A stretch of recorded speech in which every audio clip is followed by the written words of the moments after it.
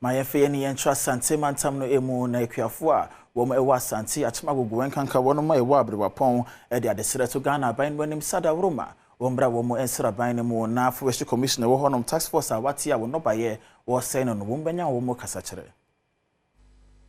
won sentwerefo nhema wo de hye so no wase no ohina wo Asante Akyem abrewapon na na bere ma opoku nyantachi e de adesere to Ghana ban wanim se wo mbra wo mo ensra ban mu na taskforce ya afo commissioner wo honom afo wo mo ya wo no baye wo sese no oni wo mbedi nkomo na wonjai se wo kire mu ade a Asante Akyem Agogo akwakoye bia ekuafo doso ye pa na wodua nema bebere wo honom eni ti se bana se taskforce yesese wo no baye a e de how na bebere o man Ghana nyina ebetuma na sokora manwane ho akwa atwe e free na wotwe a yesi mo besi sabri no ye twa bode pese 350 acres and atogu and then ye twa ne ye twa ne nyina togu aban na besi plantain factory e wa Agogo a free 2020 ye besi plantain factory no ha no up till now factory need to mean adwuma a free dientia e kire say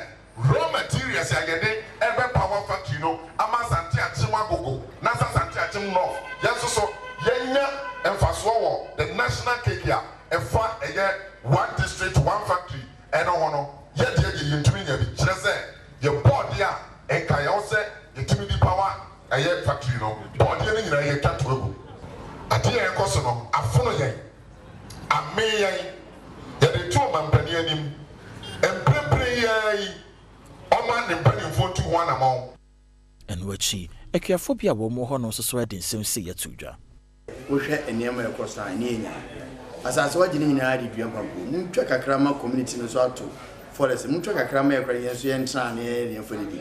me hu ye mu se forest on de to ma nchirima di nchirima ne pampro no mu di dua na pese de fa omanpanyi so say yesre no ala e mabuna in agriculture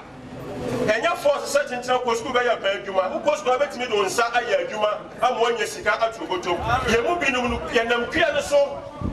e fa so ebo enkrofo bi akohoma omonam ye nsa so enya aduane kakra adie